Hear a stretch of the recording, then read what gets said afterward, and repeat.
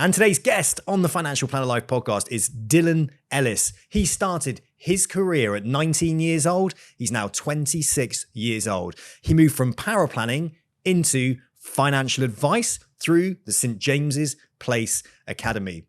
We talk about the power of talking and listening and working on yourself to be a brilliant financial planner. Trigger warning, there is talk of suicide in this episode. Please be aware of that and check the notes for any support that you might need around your own personal or anybody else's mental health. I hope you enjoy the episode.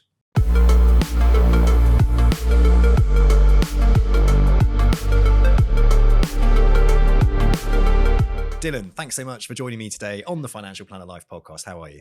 I'm very well, thank you. I'm very well, thank you. How are you? I'm all right, actually. Yeah, good. I'm getting all fired up because I'm off to Dubai tomorrow. Gonna get your tan on? Get my tan on. Well, I don't know about getting my tan on because things are like 45 degrees out there. Might get your burn on. Might get my burn on. Yeah, I think I'll be running from air conditioning to air conditioning. Yeah. So I've got a bit going on, doing some video work out there as well, which I'm really looking forward to, getting stuck into a new podcast and a new YouTube channel.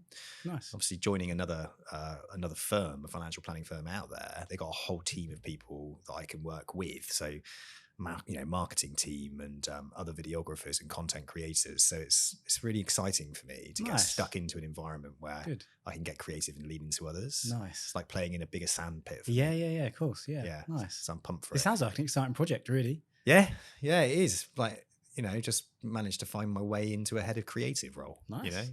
I created a head of creative role. Nice. But it goes back to, it shows you what you can do, right?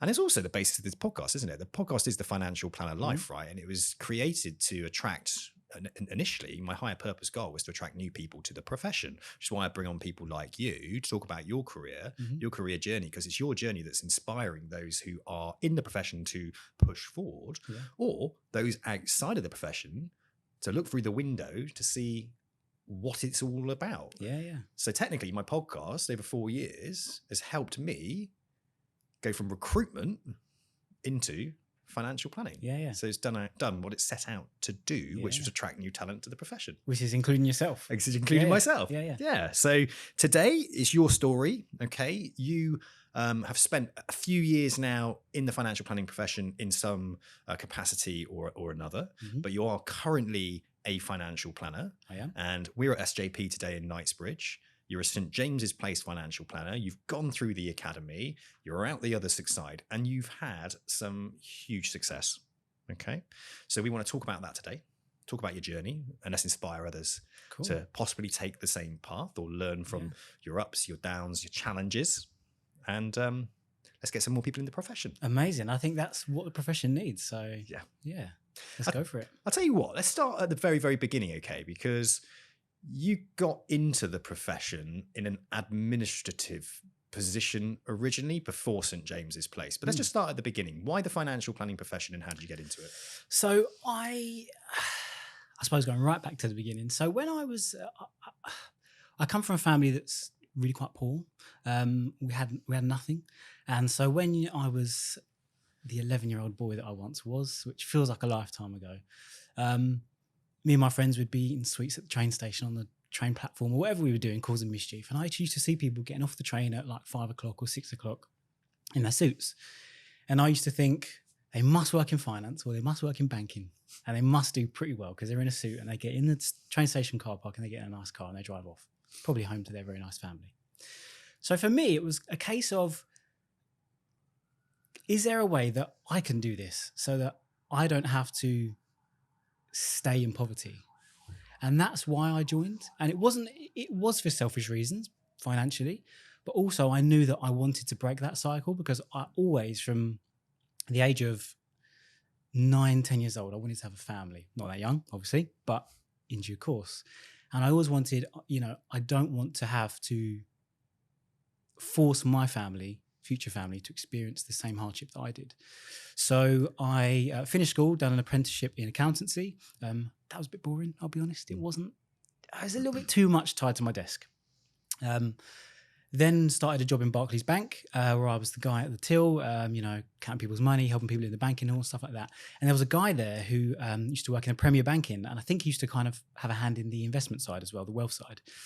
And I thought, that's a really cool job. Like, I used to talk to him. He was called George, a really nice guy.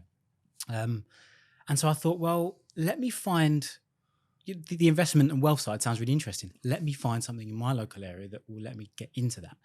So I started applying for local companies, and there was one guy who gave me a shot. Basically, I had no experience, didn't even know what a pension was. I mean, I was 18. I'd never heard of a pension. You know, I'm way too young for that, apparently. And he gave me my first shot admin. I was a junior administrator, basically. So I was basically there to turn my computer on and help the main paraplanner do some scanning and a few bits and bobs, but just learn while I was there. And that's where it all started. Yeah. Interesting. What was the salary you went in on at that stage? It's obviously an entry-level role. It was 14,000 a year. 14,000 a year. Yeah. Okay, so that was your entry-level position. That was, yeah. So I was happy with that. I mean, at 18 years old, all my friends were sort of in uni or sixth form. I was like, wow, I'm a millionaire. What am I going to do with my £14,000 a year? Yeah, that's where I started. All right, fantastic. Great stuff. So how long were you in that role for? I stayed there probably only for about 6 months. And then, long story short, I had a relationship breakdown. Things at my family home weren't great, so I'd moved out by that point already. So I moved again back to kind of my local area, and I joined an IFA firm, which were pretty big in a local area. I then stayed there for about 2.5 years. 2.5 years, where I'd done the majority of my exams and trained as a paraplanner. And then decided to join another company, which then led me here. Do you want me to go into that? Yeah. So I left the IFA practice where I was at a paraplanner. I felt I had hit a bit of a ceiling there. My role as a paraplanner, I needed more from it. So I joined another company that were part of the Quilter network, but had just left the Quilter network from like a buyout. That the small company that I worked for just got bought out, and joined another small network that is another story. Now, the guy who had just sold that business was looking to start at SJP, and I just joined his old business as a paraplanner. And after about a year, he kind of said, well, you're pretty good as a paraplanner, and I quite like you. Do you want to come on board as an advisor? You've got your qualifications, and join me at SJP, start a brand new business. And that's what we did. And I joined the SJP Academy from there. Fantastic. When you joined the profession initially in the IFA admin role, did you have aspirations to want to be a financial planner, or did you kind of not really know what the career development plans were, progression plans were? What was your North Star at that point? What was your driver? I didn't know what a financial advisor was when I joined. I was 18, and places like Google and stuff are really not great at articulating what financial advisors do. No. So for me at 18 years old, with a load of industry jargon on a webpage somewhere, didn't understand what a financial advisor was, but I just wanted to work in finance, because that's what those men in the suits used to do, apparently, at the train station that I used to see.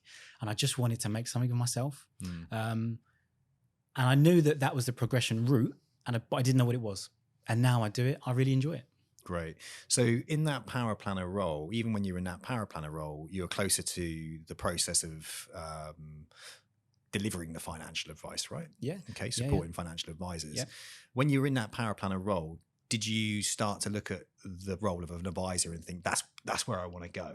Yeah. So I got the opportunity to start sitting in on client meetings and understanding not just when it's really easy as a paraplanner to sit and be a report writer. Yep. But when you're able to sit in front of those clients and understand and articulate why they want to do what they want to do, you then understand the importance of an advisor. And I think for me, that was a key point where I thought, actually, I really want to give that a go.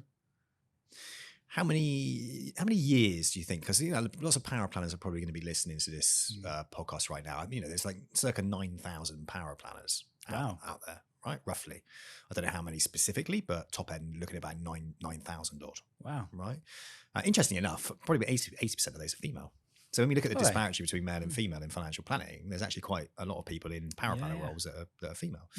And we're not including administrators in this as well. So when we look at the back office type functions within financial planning, there's a lot of people in there. Yeah. And I think you tend to see like routes into financial planning as being either admin, power planner, become a financial advisor. This is the kind of like almost like accountancy route. Like, you go as a training accountant and work your way up until you become a partner. And then you've got things like the academies and all of that where you can go straight in as a financial advisor. So people like listening to this right now who are in power planner roles, who are thinking, do you know what? I really want to become a financial planner, but they are stuck where they are. Maybe there's not a career development plan. You actually chose to go into St. James's Place through the academy. So I just kind of want to get people to understand, if you're in a power planner role, perhaps you're employed, which is more than likely you are in a power planner role, you're employed. There's a comfort of that role, but you're not meeting your expectations of becoming a financial advisor within the timescale that you want. I think it's interesting to hear your journey from power planner through the academy to where you are now as a financial planner, because it's not an obvious choice for power planners to do that, So let's just talk about that a little bit there then. So from power planner then going through to the academy, what was that journey like? Yeah, interesting question. For me, I didn't know that the SJP Academy was there or any academy was there. I knew I wanted to be an advisor, and I just thought that whatever company I worked for at the time would train me to do it, have their own academy of some sorts. When my now managing director approached me and said, well, this is what I want to do. Do you want to come and do it with me? I sat down with a couple of guys, the recruitment guys in SJP, and they kind of talked to me around what that looks like. And it sounded really attractive. But going back to my IFA days, I was always told, don't go restricted, don't go tied, and whatever you do, don't touch SJP, right? That's what I was told. That's what everyone was told. So there was a part of me that thought, am I really making the right decision for my own career here? But now I'm here, it's a totally different story. And the whole media narrative is totally different to what real life at SJP actually is like. Totally different. But the actual transition phase for me was a good one. I had a really good experience on the academy from day one to the final day. And I think if you're a power planner considering being a financial planner, go and do a proper academy, because I know with the old firm I was at, they may have given me training, but it would have been half-hearted training because the advisors are too busy to train you. Do you know what I mean? Whereas with an academy, these guys are employed to actually do this for a living. They're there to teach you. And so I would learn so much more than I would have at another company with their own kind of advisors by doing the SJP Academy. And I'm a big advocate for it because it got me to where I am now. There's so much help and support out there. If you're a power planner and you're not sure that going through an academy is right for you, just do it. Just do it, because there's so much support there that you wouldn't necessarily get elsewhere. And that is, I think that's the turning point. That's the big difference. I think that's often the problem, isn't it? You're a power planner sitting in a role of power planning. You've got aspirations to want to be a financial planner. Now, you might be in a firm that doesn't have the resources or investment to put into training, especially on an in-house basis. I think you could have hit the nail on the head. SJP, like 28 million a year or something ridiculous like that they spend on that training and development within the academy. Year on year, they have more people go through it. And, when you start something, it's never the best, but you learn from mistakes, or you learn from successes, and you build upon the journey, the process, the training, the development, every aspect of essentially a curriculum or an academy, however you want to look at it. So comparatively, you think, well, actually, that sounds perfect. Because I want to be a financial planner. I need the training and development, but I don't want to leave the security, let's say, of a role of power planning. But I suppose you're absolutely right. Just go and do it. Get stuck into it. Did you ever consider career power planning? Was that something that ever crossed your mind? Was there so let's kind of let's just get back and help these people that are sitting in power planner roles, because they're probably toying a little bit. Should I career power plan? This is what I do. Or should I go down the route of becoming a financial planner? What was it inside of you that was driving you to be that financial planner? And I wonder if we can help them identify that. Yeah, good question. I never considered being a career paraplanner. However, I was in no rush to finish my paraplanning career because the longer I was a paraplanner for, surely the more I would learn and the more experience I get. So I was, I was never in a rush to do that. And equally, when I started advising, I was 24, so that's still quite young in the eyes of a client, right? So I was in no rush. If you are a paraplanner and you are just toying with the idea, go and join another practice and go through an academy. Oh, that's unfair of me to say, I think.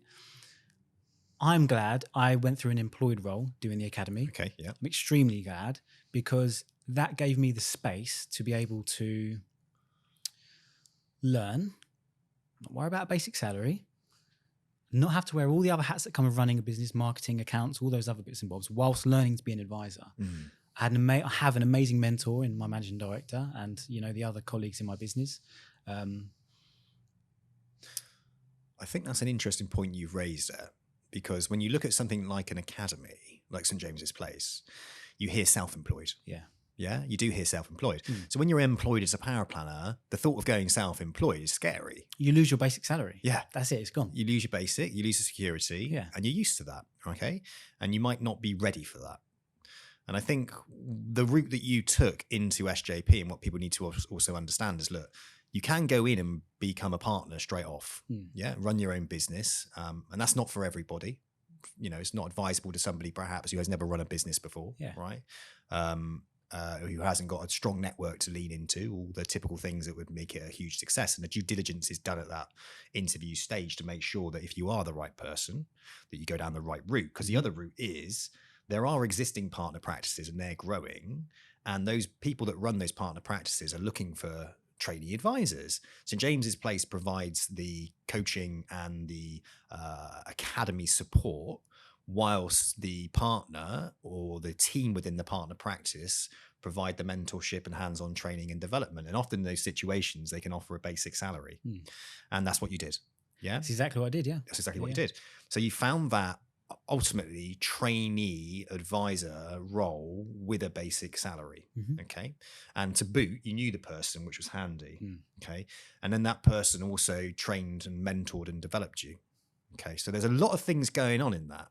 There's a lot of ingredients in the recipe for creating a successful financial planner.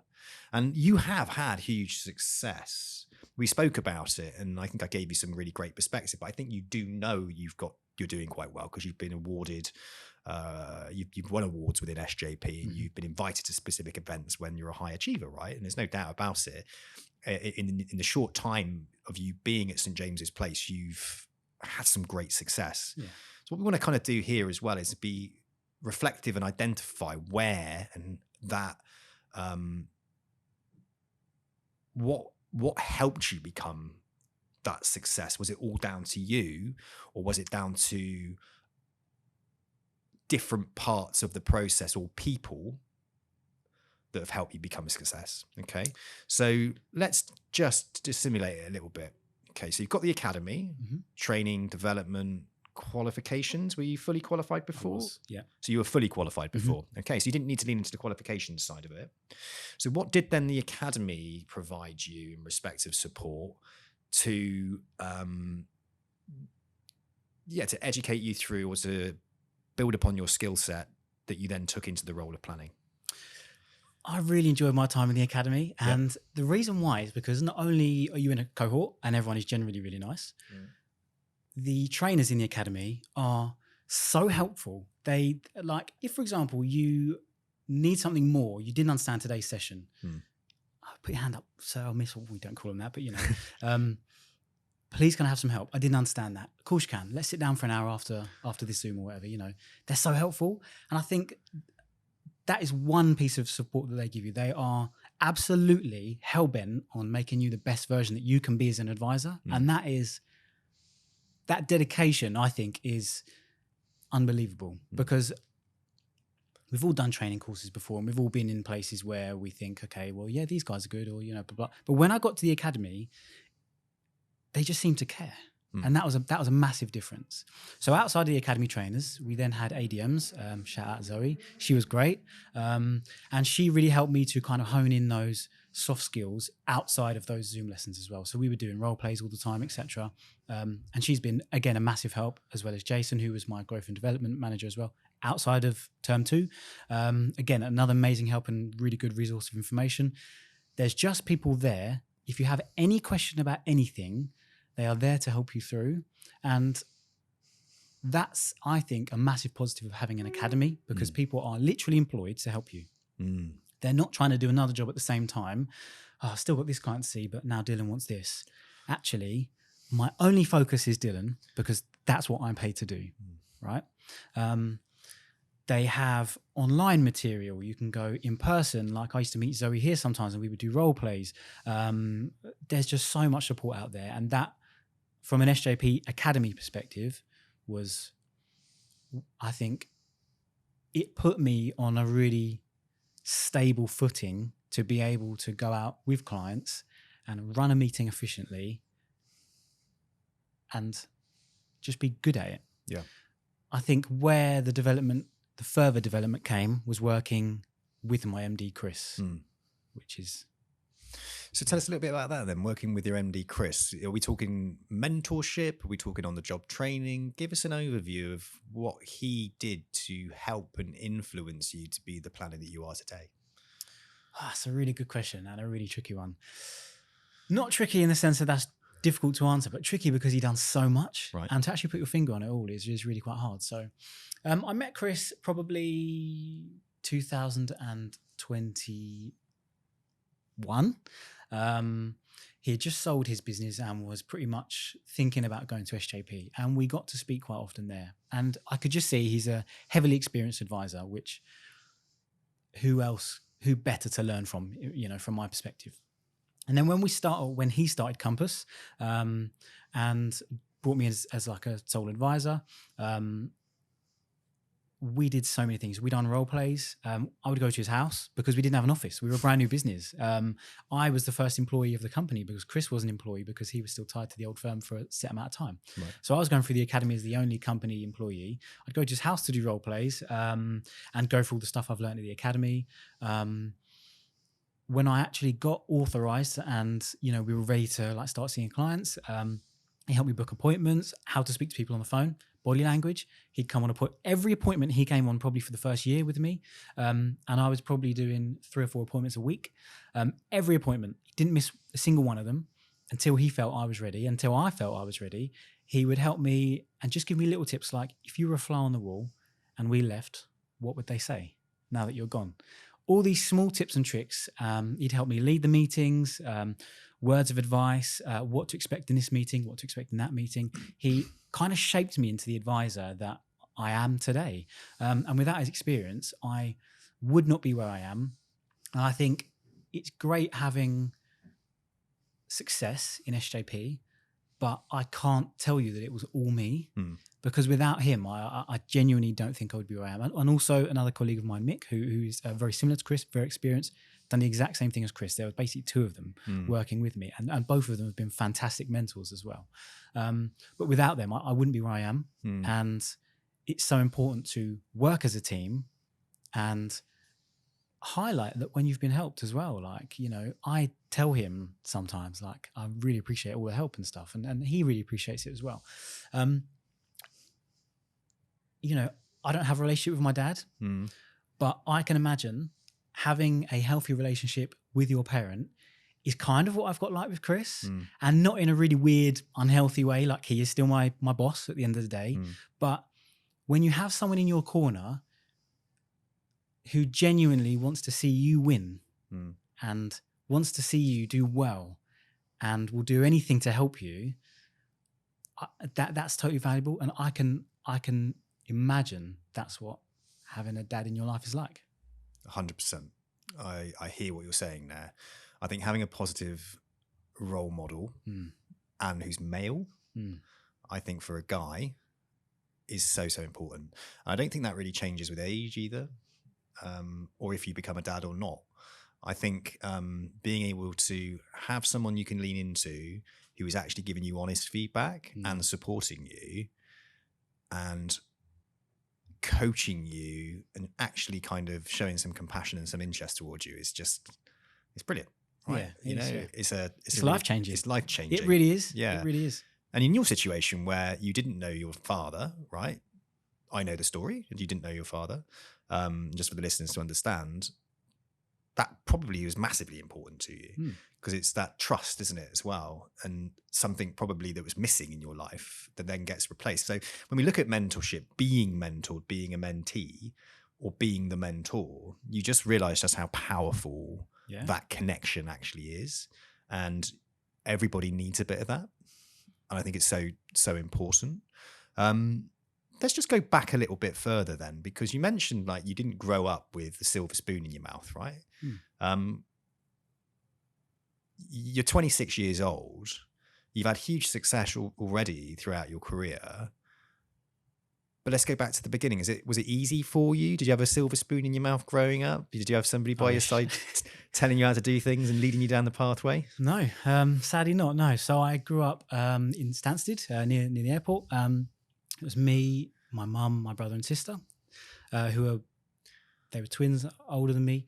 And, growing up wasn't easy. We didn't have anything really. We lived in a council house, as did everyone on our estate. Played out with my friends. But as I got older, life started to change quite a lot. And my mum became an alcoholic, which at the time, being probably 11 years old when that started, you don't realize that it's wrong. You just realize something's not right. But you just deal with it. At the age of 11, I got my first newspaper round because we had no money. I had to start buying food for myself at 11 years old. We had nothing. I got older, things at home got worse. I moved out when I was 18 to live with my brother who just finished university. He decided to go and do a master's and he went back down to Southampton. He went to uni in Portsmouth, went back to Southampton to do a master's degree. So we moved out. I lived with a friend. And about 6 months after that, he committed suicide. No one in the family knew that he had issues, mental health issues. It was a surprise, massive surprise, that still leaves a hole in all of our lives today. And 4 months later, my mum passed away. She died. Her body just gave out in the end. It was tough, really tough. And whilst I had the choice to sink or swim, I guess, I don't know. I don't know if I did have a choice. I just got on with it. I lost all my hair. It was stressful. Really difficult time in my life. And it genuinely gave me a fire in my life that I don't know I would have had, because I always knew I wanted to change my life and be different. And my upbringing never defined me, but I didn't know how I was going to do it. And so when these things happened, I realized just how precious life can be and just how short it can be as well. My brother was 23 when he died. I was 19. My mum was 43 when she died. It'll be her 50th birthday this month. And that's so young, that's so young. I have clients who are like my grandparents' age and they've lived an amazing life. And strange. They were strange times and they still kind of are sometimes, to think back and to think that that's what happened. You never, you don't grow up. Obviously, you don't grow up knowing that's going to happen, but you don't ever feel like you're going to have to fight like that, and just to stay afloat. Because there was a long time where I don't know, I went to work and everything was fine, but I'd get home and crash and cry and nothing was good. Everything was bad. There was, my partner who I'm with now, my fiance. I remember sometimes we lived in a flat together at this time, and she would come in to go to bed, and I was just like lying in bed just in tears. There's nothing I could do. That was hard. That was really hard. But things did change. Time is a healer, but also I met some really amazing people along the way in my journey, because I guess going back a step, I, for a long time, felt lost. And when I was in bed in tears and not sure where my life was going, I didn't know if I don't know, did I want to do my job anymore? Did I want to live here anymore? Did I want to do any of this anymore? Really is how I felt. And I've never really gone into much detail with friends or family about that, because it's just, I don't want them to ever worry. But bizarrely enough, I went to one of my best friends, his dad's wedding in Cyprus, which was lovely. And I met two amazing people there, Kim and River, who are still in my life now. And they are, I guess as a blanket term, spiritual as such. They do many, many things, but one thing that they do and do amazingly as well is they host men's circles and what they call sister circles as well. So for the men's circle is obviously what I went to. Every Thursday evening, men would gather around either a fire, or if it's too cold, we'd go inside and sit around like a table. And there's a talking stick. And whoever's holding that talking stick has free speech. And they talk without judgment. And whilst they hold that stick, no one else talks. So when I first got invited, I didn't want to go because I knew I should have.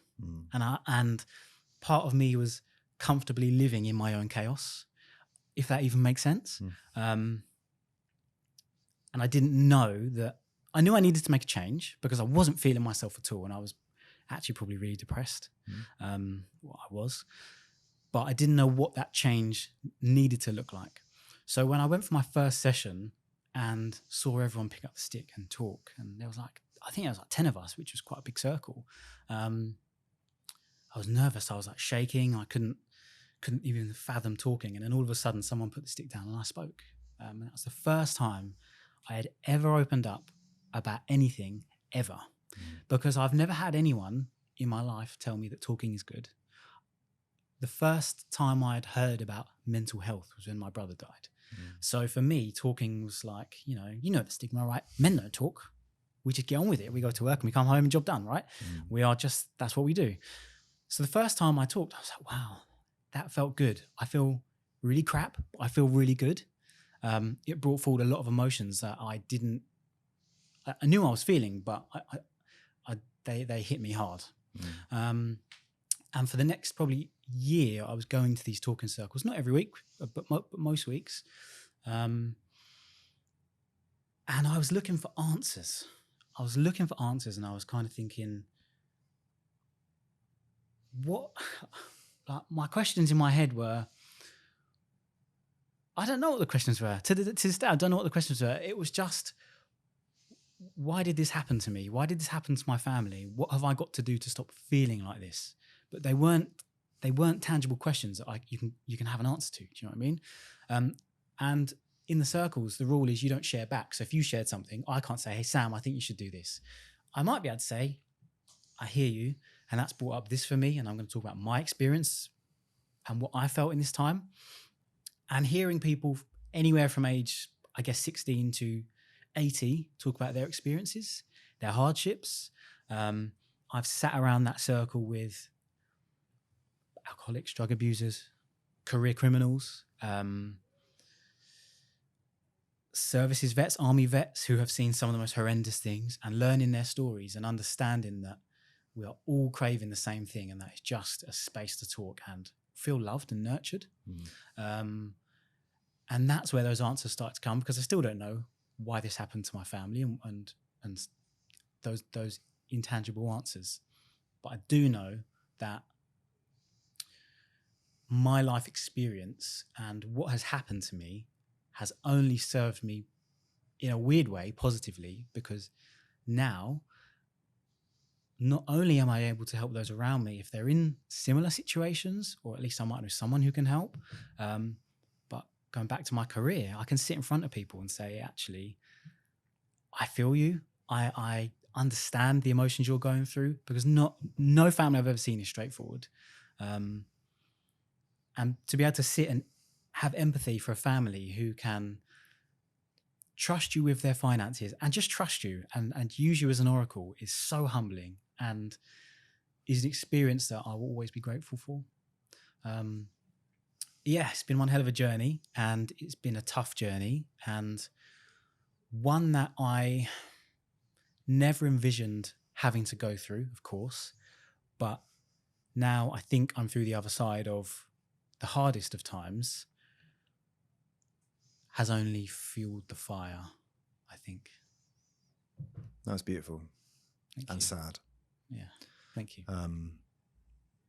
You know, first off, just, you know, thank you for sharing that. I don't think you realize at this point as well, and I think actually you got a very wise head on your shoulders. I think you do realize that when you share that story and you pick up that stick, and when you share that story on this podcast, somebody is listening to this right now, and that incredibly powerful thing called identification is happening. That they're identifying in you and your story things that have happened in their life, and it's giving them confidence to be able to reach out to support, whether that's a talk club or a men's circle or a counselor or a friend, to open up and to talk about the experiences that they've gone through, so a healing process can actually begin. Because what I've learned in my life at a much later age than you have, which is why I'm so impressed with your journey and you as an individual. Thank you. I wish I had the head on the shoulders that you do at your age. I'm so impressed, and I'm so proud that you're speaking up about it. It's just insane. It's like, because when I was your age, you didn't do that. Men just did not do that. Why? Because it wasn't considered male to open up and talk about your problems. I battled with depression and anxiety from a very young age. I grew up in a household that was quite crazy. There was a lot of drinking going on. I struggled with drink later on as well. So I didn't realize that I was actually turning to alcohol myself as a way to cope with anxiety and depression. You didn't really talk that much. You would just go and get drunk with your mates, and that would be your medicine. And you'd talk down the pub after a few beers, but you wouldn't really open up emotionally and vulnerably, because it wasn't a male thing to do. Boys don't cry, man up. You know, come on, you can get on with it. Pull your socks up. That's what you told little boys. You know, you didn't tell little girls that. It was very acceptable for a girl to cry. It was very acceptable for a girl to show emotion. It was not very acceptable for a man to do it. And that was kind of the narrative, really, that's passed down generationally. I think it's changed a lot. And I think statistics are backing up that it needs to change. So I'm on the board of directors for Talk Club, which is a men's mental fitness charity. SJP has supported that fantastically. Amazing. 75% of all suicides are male. You know, and most men don't open up and talk. And the whole purpose of Talk Club is to ask the question, how are you out of 10? What are you grateful for? What are you doing to work on your mental fitness today? And having the space to be able to actually talk, and what you've identified as well as listen, is one of the most important things. Because it's when you listen to other people's stories, it gives you the courage and then the confidence to then be vulnerable yourself as well. The power of that vulnerability is huge, and it heals. It's a healing process. Talking and listening is the best medicine I've ever had. It's the medicine that got me out of bed when I didn't want to be here anymore in my life. Yeah, you know, when depression hit so hard that I was considering suicide. You know, I picked up the phone and spoke to the Samaritans. I actually phoned the Samaritans. And there's an element of me that feels embarrassed to say that, right? And this is the weird thing, isn't it? I feel embarrassed to say that. But I phoned them in my time of need. And that person who was at the end of that telephone, right, wasn't paid to be there. They were there because they wanted to be there for somebody in whatever situation they were in when they needed to speak to somebody. And when I was in that place, and I was in a place where I was not well, and you know, and I phoned them up, and I was able to talk to them. Life changing is beyond words. The power of that person just being there to listen to me without judgment, without financial gain, was huge. And the very sense of the word Samaritan hit home of what it meant.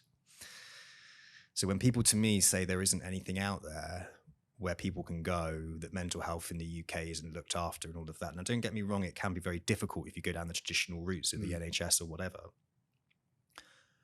But there is, without a shadow of a doubt, a lot of communities, clubs, charities, Samaritans, that if you do pick up the phone and you speak to them when you feel like you can speak to nobody else, the power of talking to a stranger is huge, because it's difficult to talk to a mum or a brother or a partner sometimes.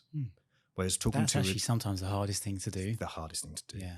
So when you go and find that community of people like the Talking Club, where people are there for the very reason to actually share with each other because they are in a state of pain, perhaps, or confusion, or at a crossroad, or spiritual sickness, whatever you want to call it.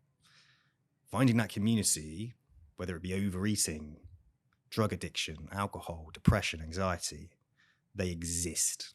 And you can find it. And when you're in there, the energy within that room, by connecting with other people that share the same problem as you, becomes so hugely powerful.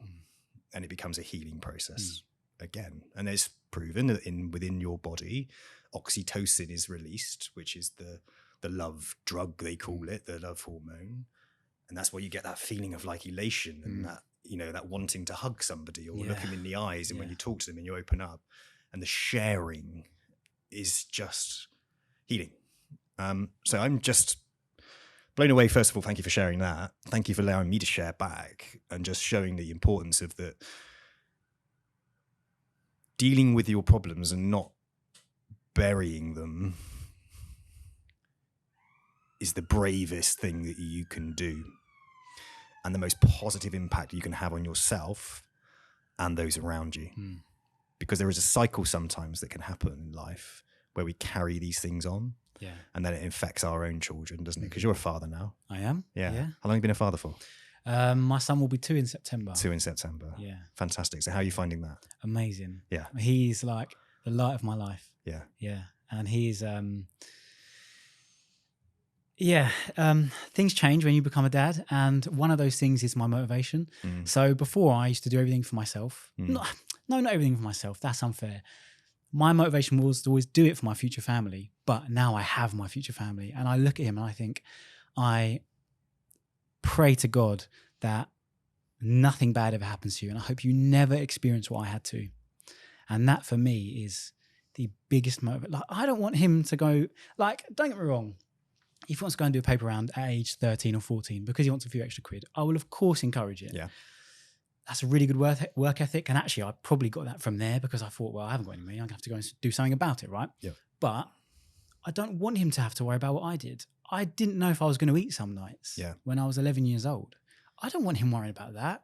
I don't want him worrying if he can go on a ski trip, or who's going to, help him with his driving lessons, or he needs new clothes. I had clothes from my friends because their parents knew about my situation. They had a friend called George. He was much taller than me. So when he grew out of his clothes, she passed them all to me. I never want him to have to do that.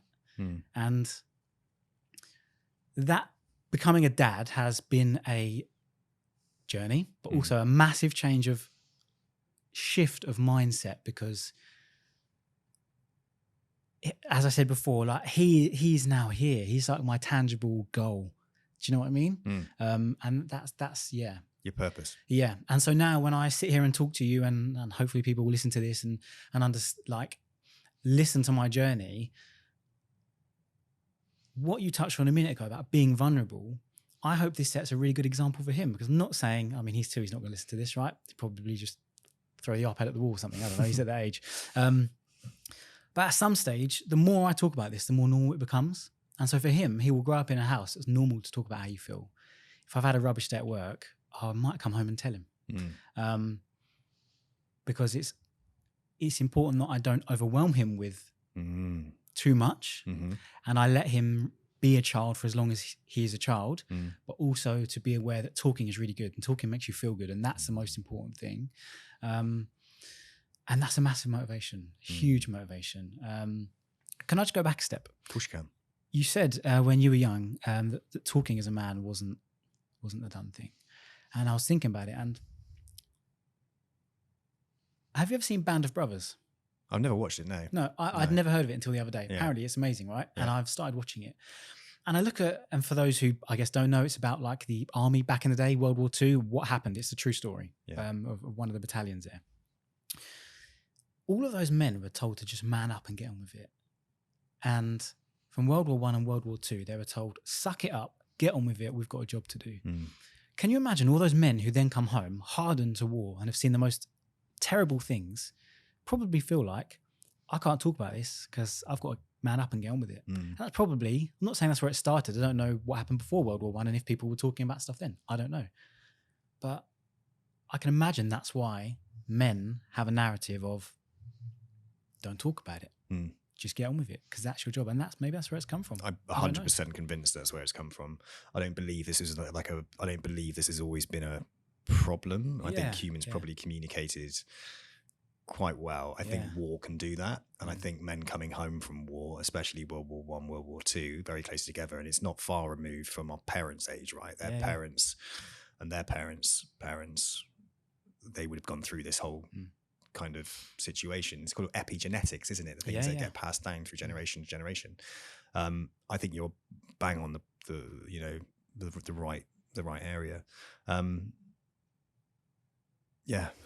think you're absolutely spot on. I think, it's always been you look at the films that might have been watched back in the day, men were always perceived to be, the strong one, go on with it. And the woman was always like, oh my God, thank you for saving me. And all of that. So it's just the roles that have been portrayed to us. It's like the class of toxic masculinity type thing. I think masculinity is cool. Yeah. I think being a man is cool. Yeah. I think.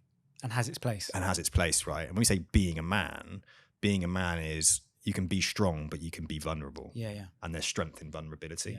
There isn't strength in bottling up your feelings because all you're going to do is torture yourself. There's no healing going on there. You have to accept the fact that life is hard and you're going to go through struggles, and sometimes you're going to have to share that, and you're going to have to build a network that you can lean into, and you need to find that network. Whereas I think we kind of almost bottle it to the point where we can't speak to anybody. Then the narrative within our minds starts to go, and that's where the toxicity happens, and that's where the depression happens, and when the mental illness happens.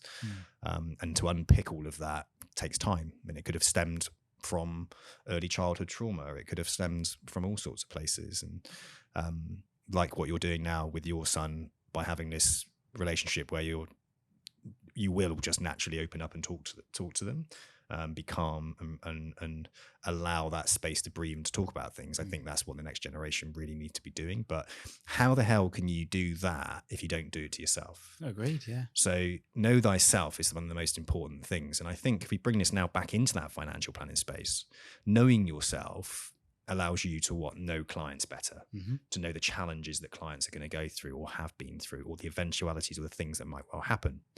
Guy was a chap called Guy who was on my podcast. He lost his dad, right? And his dad was a financial advisor, and he lost his dad, and he knows the value of life protection. So for him, he can tell a story that's personal to him about the importance of life cover, critical illness cover, etc. And that's like his driving force. So everything that he does around financial planning is off the basis of life protection, critical illness cover, the things that could actually go wrong, and probably a high chance that they might well go wrong in your life, right? So he uses that as his narrative and his story and his North Star. And then in the background, he's obviously as well, he helps like kids who've lost parents and gone through that sort of thing. So for him, that's a big driver for him. And I think leaning into your personal experiences within financial planning and using that to your strength when it comes to building relationships with others, therefore improving your emotional intelligence or EQ levels, as opposed to how much you know from the book. It's about real life world experiences. It's knowing how your emotions are affected by specific triggers and things that happen in your life. Could be things around money trauma, what happened to us growing up, how we perceive money, how we look after money. You can have people who are multi-millionaires but have got a terrible relationship with money or whatever, right? And they feel bad about it or whatever. So I think knowing yourself and building that level of EQ and recognizing how your emotions work, and I think CBT is brilliant for that, being able to categorize your feelings and emotions and what triggers them. Once you know that and you do that, you can then put that into your job. Because at the end of the day, financial planning is a people job, right? You have to know people, and ultimately the product is just a thing. But ultimately it's the story, it's the relationship, it's drawing that information out of somebody to make them feel comfortable and understand that they need a specific thing to reach the goal that they need. And very often they've got their own barriers inside their head of stopping them from get to where they get to. Have you found that? Definitely, yeah. I've got clients who have had some amazing fortunes and have had very successful careers, which is fantastic. I've also got clients who, one client in particular, lost her husband to suicide as well 20 years ago, and her children, who are a little bit older than me, probably about a few years, have. Obviously, what happens to their dad is very unfortunate, but he left behind some really good like pension schemes for them. So there's planning there that we look at, but also at the same time, I can sit and speak with my client, and sometimes we can go off the record and say, oh, how has life changed for you since 20 years ago?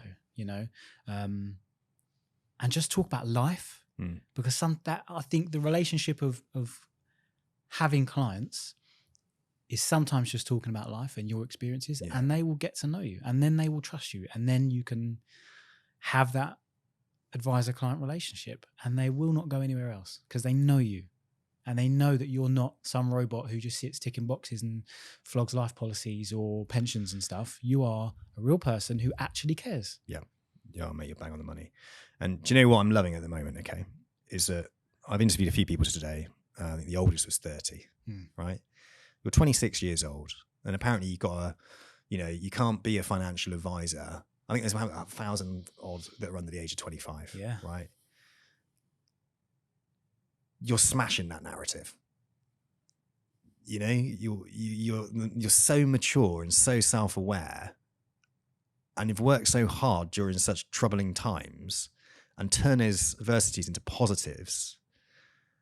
It's so inspiring to hear. Not just anybody who's a younger advisor who's thinking, am I ready to get into this type of company? Am I ready to take the journey down SJP to on the academy or become a financial advisor? Life's been quite tough for me, and you're smashing that narrative apart because you've made a huge success so far at the age of 26 years old and done so much. And I think it's inspiring. I think it's brilliant. And I'm really pleased today that you're here sharing it, because we have to smash that narrative that financial planning is only for people over the age of 30. Yeah. It's bollocks. Over 50. Over 50. Do you know what I mean? The average age is like what, 58? 50, yeah. And there's this idea of this idea that you don't have enough life experience. There's a shed load of people who are younger, who's got life experience. Who are you to say they haven't got the life experience? And who are you to say they can't learn emotional intelligence? Yep. Because you can, right? You might not be able to increase your IQ, but you sure as shit can increase your EQ. For sure, yeah. And it comes from places like this. And I think the training and the development that runs alongside being a good financial planner, there needs to be levels of EQ. You're doing it off your own bat, you're doing it. But EQ training, and I've got a podcast coming out about it soon actually, should run alongside. So if you don't have that level of life experience, as people call it, life experience, you can develop empathy and understanding and EQ without a shadow of a doubt. And all it is really is getting to know yourself, right? And then being able to be honest, open, talk, listen, for crying out loud. Because when you listen to somebody else, you learn so much. Like, shut up and 100%. listen, right? That's what you do in a meeting with a client. I'm going to ask you a question. I'm going to shut up and listen. And when you shut up and listen, and every time you want to kind of jump in, they answer the question almost. And it leads on to something else. And you become, and you're like, oh my God, like I haven't had to ask a question, but I've got everything I wanted out of it. I need. Yeah. It's powerful, isn't it? It is. And it's really powerful to be able to sit and, because I think it's human instinct is to sit and hear, to respond. I don't think human instinct is to, at least for our generations, is to not to sit and listen and digest. And sitting in those talking circles, sometimes no one speaks for 20 minutes and it's silence. And all you can hear is sometimes maybe a bird tweeting. It was in the evening, so sometimes not even that. And they were some of the most healing times. Like, at first, I was like, oh, this is really uncomfortable. Like, why is no one talking? Am I supposed to pick up the stick next? I really don't want to.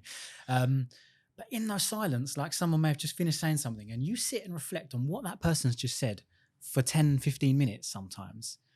You give yourself so many answers that you didn't even think were possible. In fact, honestly, if there's anyone watching this who has never been to a talking circle or a talking club or anything like that, please consider it.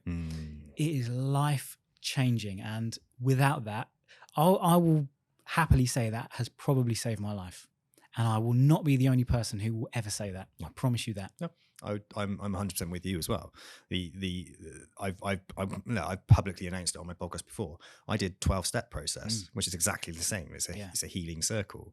It's completely altruistic. There's no cash being passed over. It's a group of people coming together with the same problem that are mentoring and helping each other because they want the other person to do well and get over a problem that they're experiencing. And through that circle of trust and identification and a program that you work through that helps you reflect on what your fears and what your resentments are, the things you're holding on to, how to unpack those damaging things that you hold on to in life from the age of 0 all the way up to the age of bloody 37 when I did it.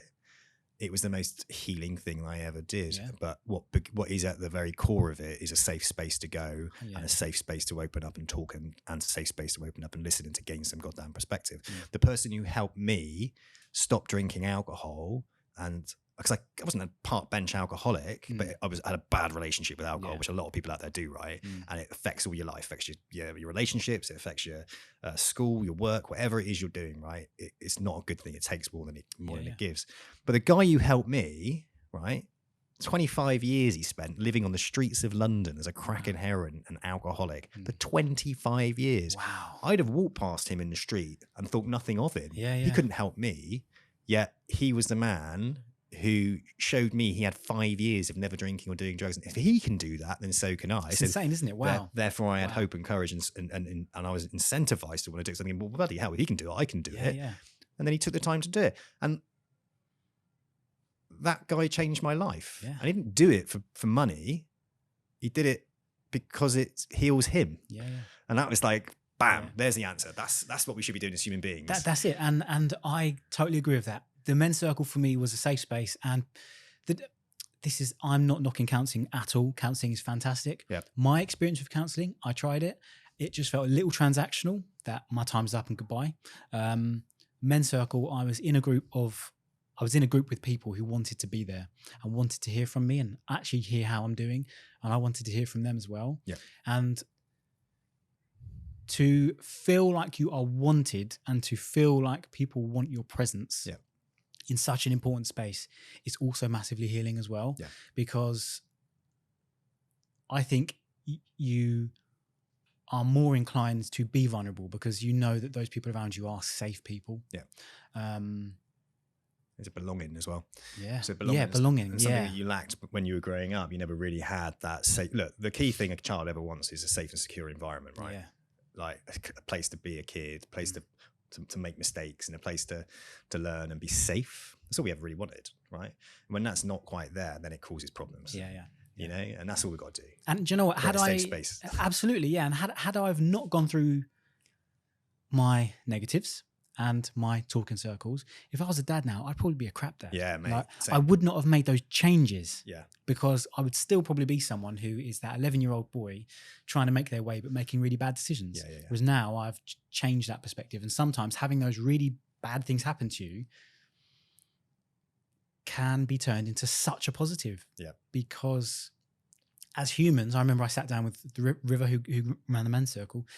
I asked him, what is this all about? What is life all about? And he just said something similar to the guy who helped you. I spent X amount of years doing XYZ. And now I'm helping you. Yeah. And you will go on and you may help others. Yeah. And what other purpose should you have in life? Yeah. And I would say I do that in my job. Yeah. As a financial planner. Yeah. I would say I do that as a friend, as a partner. Yeah. I hope. Not always perfect. But it's turned into a positive. It's terrible, but it's turned into a positive. Some people might listen to this podcast and think, what the hell has this got to do with financial planning, right? It has. It's got massive. Yeah. Yeah. This is it. Yeah. You know, like financial planning, whatever you want to do in life, right? Whatever service you're providing somebody else, what we have talked about today has everything to do with it. Yeah. Everything to do with it. Human connection, vulnerability, community, honesty, trust, knowing yourself, being a good human being, is altruism. That is what makes you a success in life, because if you can fill your self-worth cup up and you can get up in the morning with an attitude of gratitude for what you have, you're winning. And if you can educate and create a safe space without making people feel uncomfortable, you're winning again. And a byproduct of that is you're going to be good, you're going to be successful, and you're going to be secure, and you're going to be happy in life, and you're a good human being. So this, if anyone's thinking, well, how's this got to do with financial planning? Wake up. Who's that social media? Wake up. The guy with the eggs. I do, yeah. Wake up and realize that, okay, maybe you got to work on yourself. And maybe that's why you're not making great relationships. Absolutely, yeah. And it's hard because my first full year in SJP, like, we done well as a business. I done well. And there is that part that is like, I think there's always going to be that part of me that wonders, have I fluked it? Yeah. Because as a child, I think as a child, no one ever told me what I could do. Or that I can go to work and be good at what I do. Or that that I can be what I am. Yeah. You know? No one's giving you that reassurance. No. Let's end on this, okay? And what we're going to end on is you started at 19 years old, right? You're on 14K as an administrator. You marketed yourself around different companies. You gained experience and you jumped from company to company. Some people would think that was negative, but in your career, that's been a positive experience, right? You've then gone from power planning into financial advice through St. James's Place Academy. You've had excellent training and development, and you've sought and found through your own efforts and your own journeys in life. You didn't even land it on your lap, mate, right? You found it all. A bloody good mentor. That mentor saw something good in you, right? So you were obviously giving something to receive something, okay? Over the last couple of years, you've been working as a financial planner. You've won awards for St. James's Place. You told me you've written over £300,000 of business within the last 12 months? It was last calendar year, Last calendar year. Assets under management? Now 18.5 million. 18.5 million. Yeah. Okay. And we only started really last April. Started last April. Okay. So just from my perspective of understanding the whole market and who I talk to and the different age of advisors and the different levels of experience, you are within the top 1%. Thank you. So you are doing everything what you should be doing really, really well. In comparison to other people your age, in comparison to even people who are older than you, in the time scales that they've done the job, you're light years ahead of so many people. So thank you. Back yourself. Don't worry about that imposter syndrome. Let go of the idea that maybe am I, was it a fluke or anything like that? Evidence suggests wasn't a fluke. It was your hard work that's done all of that. And the only thing that's coming next is more success for you. Thank you. That's very kind. Dylan, it's been an absolute pleasure talking to you today. I really, really appreciate it. Thank you so much for your honesty. It's done me the world of good as well. So thank you, buddy, and good luck in your career. Thank you. Cheers. Appreciate it.